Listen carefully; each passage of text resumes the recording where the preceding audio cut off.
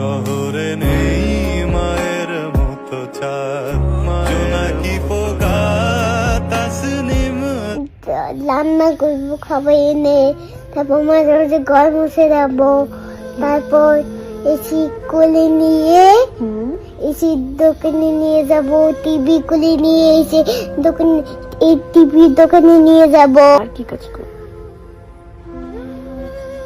ঘর মুছ, বাজার বাজারে তো বাজার বাজার করবো।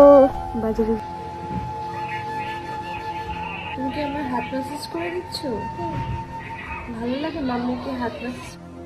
মাকে ছাড়া প্রথম রাত রিজিকের। রিজিককে তার মা আর ঘুম পাড়িয়ে দেয় না। রিজিক বলছে, আমি মায়ের সাথে ঘুমাবো, আমার মাকে নিয়ে আসো। আমার মা কেন আসে না? রিজিককে কিছুতেই বোঝাতে পারছে না যে তার মা আর নেই, আর কোনোদিনও আসবে না। রিজিকের মুখটা 2 দিন ধরেই মলিন হয়ে গেছে। ঘুমানোর আগে মামা বলে কান্না করতে থাকে রিজিক। এরপর রিজিককে মোবাইল দেওয়া হয়। মোবাইল দেখতে দেখতে একসময় ঘুমিয়ে পড়ে রিজিক। মাকে ছাড়া প্রথম রাত তার। মর্গে শেষবার মাকে বিদায় দিতে গিয়েছিল রিজিক, কিন্তু রিজিককে মায়ের মুখটা দেখতে দেওয়া হয়নি। ছোট বাচ্চাটা বুঝতে পারছে না তার মায়ের কি হয়েছে। সবাই আছে, তার মা কেন নেই? মায়ের সাথে রিজিকের কত সুন্দর সুন্দর ভিডিও, যা আবেগতাড়িত করেছে নেটিজেনদের।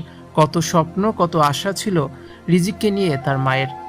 রিজিক একটু একটু করে বড় হচ্ছে, আর ইকরা যেন ছেলেকে পেয়ে পৃথিবীর সব দুঃখ কষ্ট ভুলতে শুরু করেছিলেন। রিজিক বলতো, মা আমি তোমাকে কোনোদিনও কষ্ট দেব না, তোমার সব কাজ করে দেব। আজ এই ভিডিও দেখে চোখ ভিজে যাচ্ছে সকলের। মর্গে মাত্র কিছুক্ষণের জন্য রিজিককে আনা হয়েছিল, পরে তাকে আবার নিয়েও যাওয়া হয়। কিন্তু মাকে ছাড়া আর কতক্ষণ থাকা যায়? রাতে ঘুমানোর সময় রিজিক মাকে ছাড়া ঘুমায় না। মামা বলে কাঁদতে কাঁদতে একসময় ছেলেটা ঘুমিয়ে পড়েছে। এই ভিডিও দেখে বাকরুদ্ধ হয়েছেন সকলেই। তবে এখনো নেপাল থেকে দেশে ফিরছে না আলভি। ইকরাকে শেষ বিদায় দিতেও সে আসেনি। এসব কিছু নিয়ে তার যেন কোনো চিন্তা ভাবনা নেই। কোথায় ছেলে, কোথায় স্ত্রী, এসব নিয়ে আলভি আর মাথা ঘামাচ্ছেন না। আলভি মুক্ত হয়েছেন, এটাই তিনি চেয়েছিলেন।